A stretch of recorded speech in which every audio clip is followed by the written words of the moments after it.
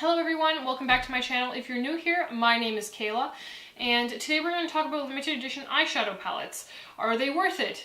This is what's in my collection, and I'm going to kind of give you my thoughts on what I think about them.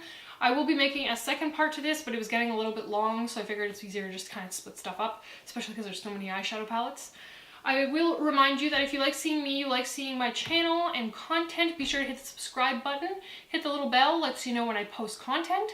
Also, if you like this video, hit the thumbs up button, you know. Yeah.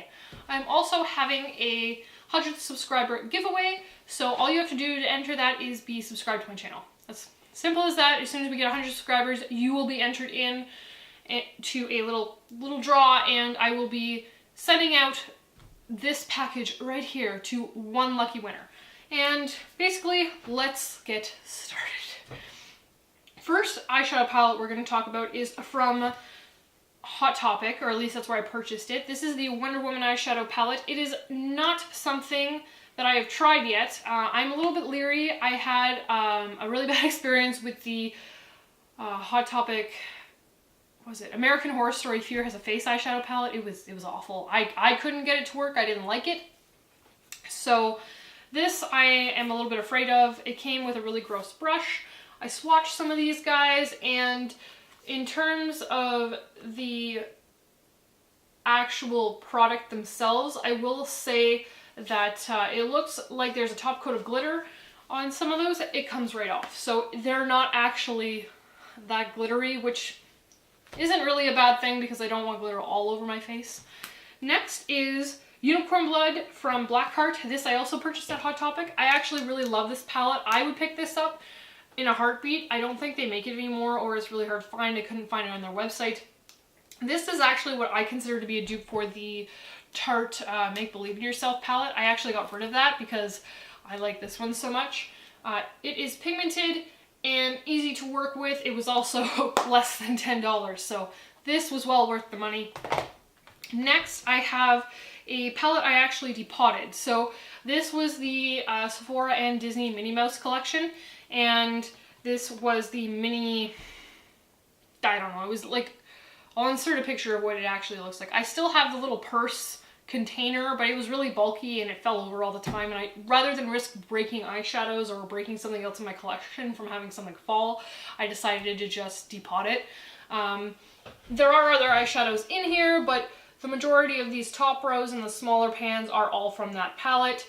It was, I mean, it was a little bit underwhelming. I could definitely see why it was on sale. No, I would never repurchase it again, not only because it's not available, but because it just wasn't that great. It was super underwhelming, so that was kind of a for me.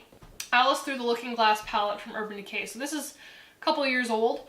I love this eyeshadow palette. I also love the attention to detail that they did with the mirror. They've got a cute little saying here. It says, I'm not strange, weird, off, nor crazy. My reality is just different than yours. And if you open it up, it's actually got a little butterfly. And it's super cute. Yes, they put a lot of effort into the packaging. And the eyeshadow palette is quite thick as well. So it slides out. These are all the shades. I get some really cool creative looks out of this. My favorite shades are these guys here, Cake, this greenish color over here. But this eyeshadow palette is great. You get a little brush. Mine's a little bit dirty. But again, the brush quality is really good, and this eyeshadow palette was well worth the money. I don't think I got it on sale. I can't remember, but either way, it's great. Next, I have from this year's holiday collection would be the Marc Jacobs eyeshadow palette. This is the first Marc Jacobs eyeshadow palette I've ever actually purchased. So this is what it looks like on the outside. It's quite large, shiny. You do get, how many shades do you get? 20. You get 20 of them. So I did buy this guy on sale. I believe it was $85. I think the original price was maybe $125. Don't quote me on that though. But this eyeshadow palette is beautiful. It's super pigmented. It's very sleek. It's slim. The mirror is huge, which like the covers are here, but it's huge. And these shadows are wonderful. Next up on the docket is the Too Faced Best Year Ever. I actually use the agenda a lot from this. I haven't used this yet, but I think it's interesting because it comes with shimmers, it comes with mattes, it also comes with a bronzer, a blush, and a highlighter. So it's kind of an all-in-one. I might take it with me when I travel just to see if I get some use out of this guy within the next week or two. But it's cute, like it's pretty freaking adorable. I don't regret purchasing this at all. Next, we have the Kat Von D. This is the Kat Von D side of the Kat Von D and Too Faced collab. The Too Faced side was garbage, it was awful. But the Kat Von D side is really, really pretty. I really like it. The red alone is well worth it. The white she tends to put in a lot of her palettes, so that's kind of an eh. Black is, I mean, I have a lot of blacks in different palettes, but the red is really what stands out for me here. Was it worth the price point of having to buy the Too Faced palette with it? No, but at the time I thought I was going to like the Too Faced palette, so, I mean, I get one good eyeshadow out of it. Not really worth the money in that regard, but if I had been able to purchase this by itself, I would have, because this you can create a full look out of. The Too Faced one was just a mess, so. It also says volume 1 on it, so I don't know if they're going to come out with another one or not, but I would buy this one, not the other half. Next, we have an item that is on sale right now at Sephora.com. This is the Pastel Goth palette from Kat Von D. It is a limited edition item, and it's been around for a little while, so I mean, it's limited, but it didn't just totally disappear right away. I think it's $10 off right now Canadian, which isn't like substantial, but I guess it's 10 bucks off, right? So that's this guy. I originally did a couple makeup tutorials when I first started my channel with this. They're awful. Don't go look at them. But yeah, so these are really pretty, especially the gray. Again, she likes to put a lot of whites in her palettes, so this is kind of, if you ignore that, this is really cool.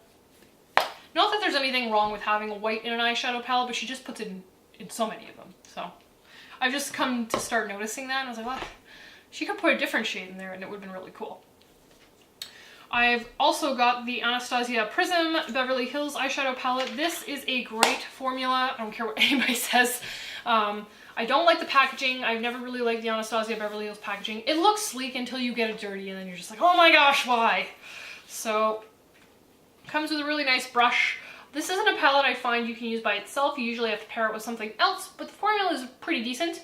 It's not like Subculture where it's really crumbly. I do like Subculture for its pigmentation, but it is a little bit hard to work with. I will admit to that, but I still really like it.